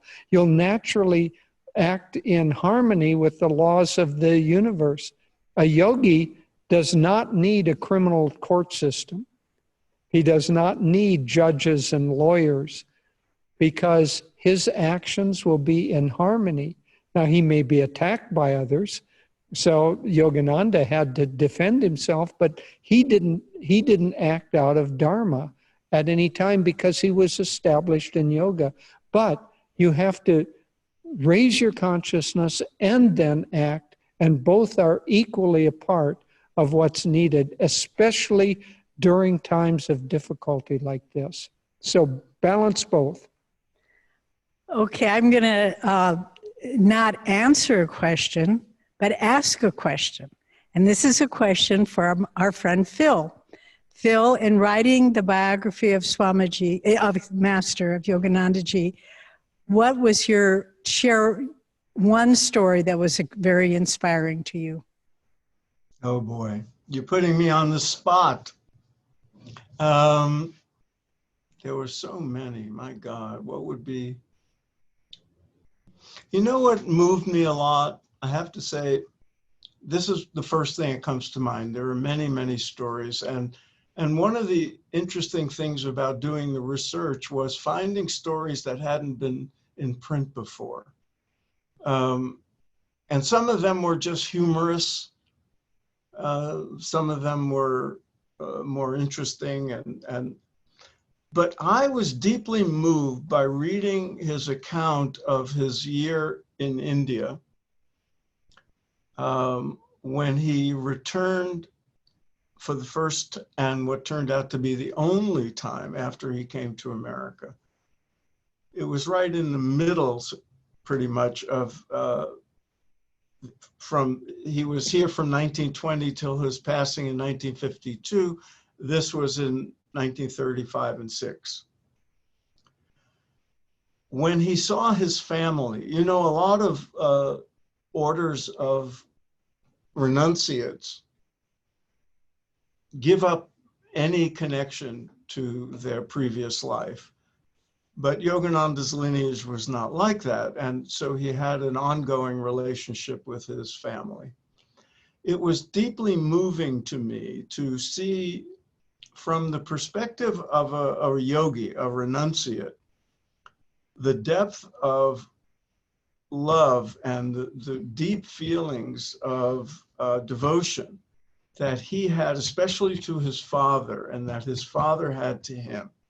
And he was very conscious of the fact that it could be the last time they see one another. And to see his brothers and sisters and their children, his nieces and nephews, to see how he greeted them now as teenagers, some of whom weren't born when he came to America. That really, for some reason, moved me very deeply. And of course, during that same trip, he saw Sri Yukteswar again, and Sri Yukteswar passed.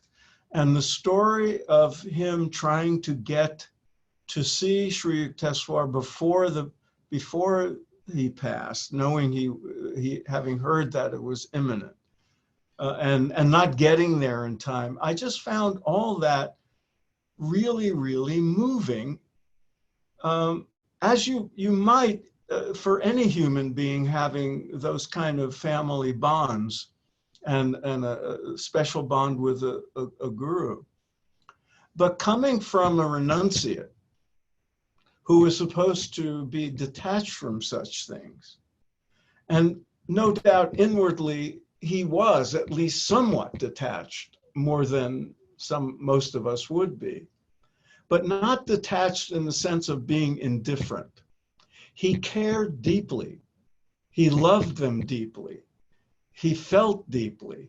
And that acknowledgement and honoring of human emotion and sensitivity, I found very inspiring, coming from somebody who wrote about and taught the highest teachings of renunciation and non-attachment. It was a very good illustration of the fact that non-attachment doesn't mean indifference to things. He cared very deeply, and he was deeply moved by those connections, and sorrowful at the passing of people and missing people. And I just found that illuminating. Thanks for asking the question. I didn't think I would have a good answer, but maybe I did. Thank you, Philip. That was a great answer. We'll now move to the next phase of our evening, and I apologize that we didn't have time to answer all of the questions that have come in, but we've just run out of time. We're going to go into our World Healing and Peace Meditation now with Nayaswamis Jyotish and Devi. Okay, first let's have a time of meditation. It'll be relatively brief, about 5 minutes, and I will guide us so that we do what meditation is meant to do, which is to withdraw our energy from the busyness and anxiety of the senses and of the mind, and lift it up and concentrate it at the point between the eyebrows. This is what I was talking about when I said that yogis learn to control their life force. So wherever you are, sit upright in a comfortable position with your spine erect, but not tense. And relax your body completely. And we'll start by taking 2 or 3 rounds of controlling our breath. So inhale to the count of 8. Inhale. Hold, concentrating at the point between the eyebrows. And exhale for a count of 8. Again, inhale. Hold and concentrate. And exhale. Now do it once on your own, at your own rhythm, as long as the inhalation, holding, and exhalation are all equal.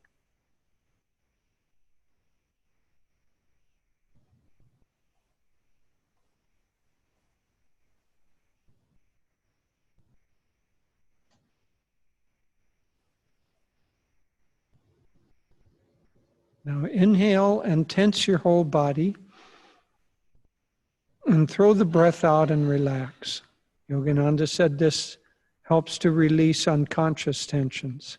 Again, one more time. And now relax your whole body, starting at the feet and working your way up. You can think space, or just feel that you're relaxing each of your body parts, coming up the legs to the abdomen, relaxing the arms, the torso, the chest. Relax the shoulders where tension is carried. Relax the neck and throat. Relax your jaw, tongue, lips. Relax your cheeks. And gently lift your eyes up, relaxing the eyes and eyelids. And now relax your consciousness. And just looking slightly upward, bring all your attention to the point between the eyebrows. You can feel physical energy at that point. Perhaps you see light at that point. Just concentrate there silently for 2 or 3 minutes.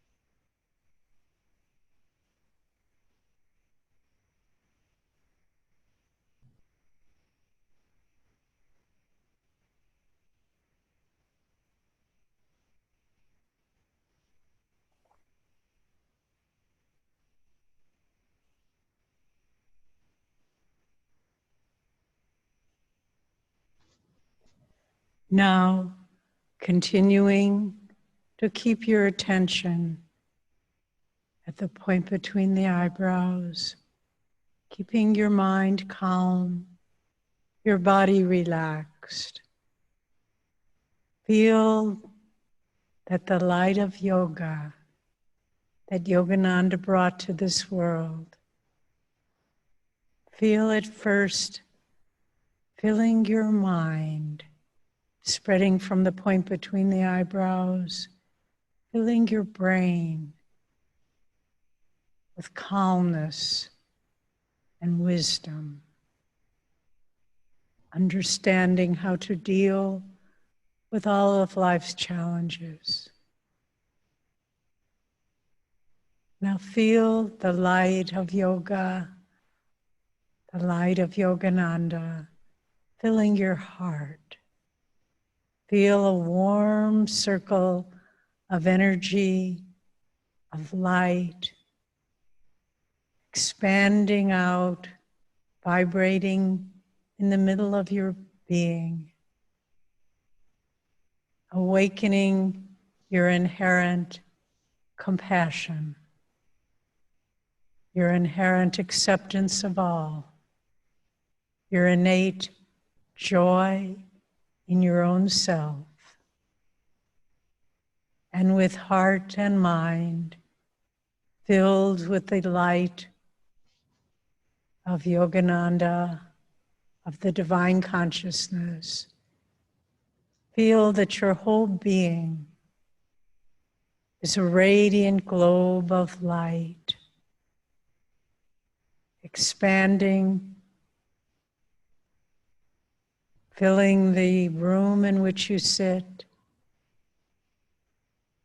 This light spreading out, bringing light and hope, joy and strength, filling your whole house or apartment, filling the part of the city in which you live. See this beautiful light. You can visualize it as a cool blue light, but filled with great power, moving out, filling the city in which you live,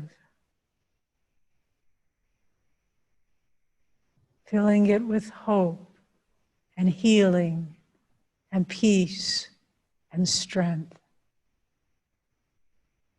Now feeling the region of the country in which you live, this light moving out, bringing hope and healing and peace and strength.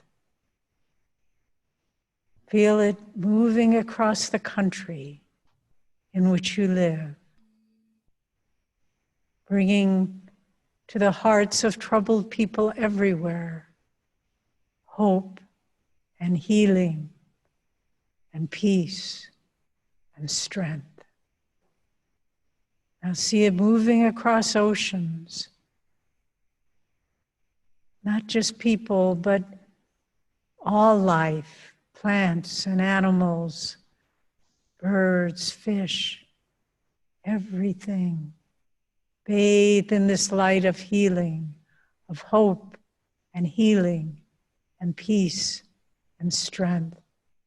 Now see the whole planet Earth as a sphere of light, where people, all life everywhere, trees and mountains, flowers and seeds, people of all faiths, all creeds, all races and religions, all nationalities, united in the sphere of light, of hope and healing and peace and strength. Hold that vision with all of your sincerity and commitment.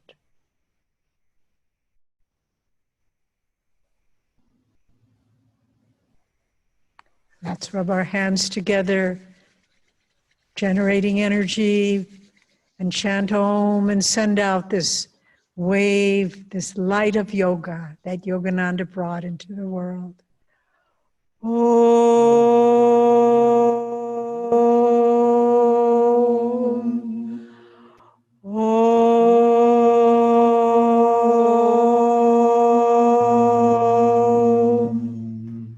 Om.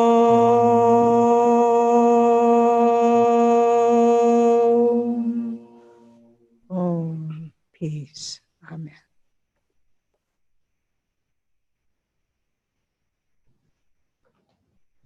Sharing with us from your wisdom. Thank you so much for being with us also, Philip, and sharing so touchingly from your research of Yogananda and your attunement with Yogananda, because I feel he must have given you something very deep in that process. So thank you very much for being with us.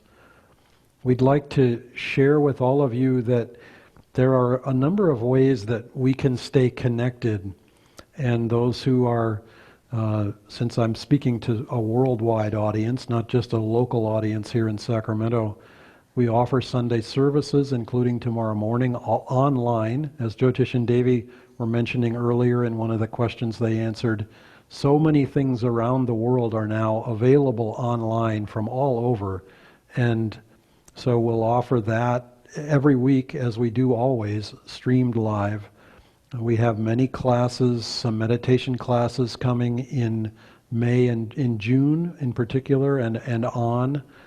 We teach a Raja Yoga course, and we invite you to tune into that. That's a very powerful, very well-rounded course in the study of yoga, organized by Swami Kriyananda.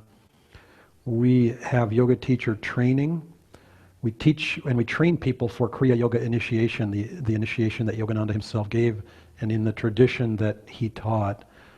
We share those things. We also post daily videos of inspiration and specifically related to these challenging times, related to all the practicalities which Jyotish and Devi particularly expressed, but that there are so many ways, and it's all changing day to day to day. So we try to address that literally every day.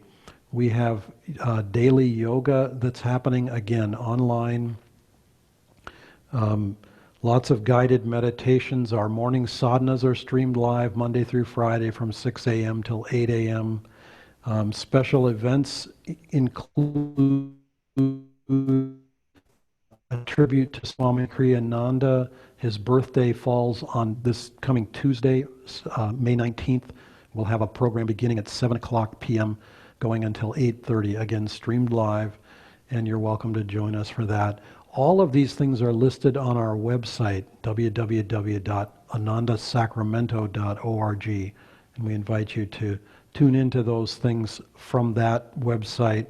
We also have a YouTube channel that has dozens and perhaps hundreds of videos on it by now. So that is also something available to you. And from our hearts, we just want to stay connected and uplifted in this light during these times. In any way that we can help, we're here to do that. So thank you again to all our speakers, and thank you for joining us this evening, and God bless you. Namaste.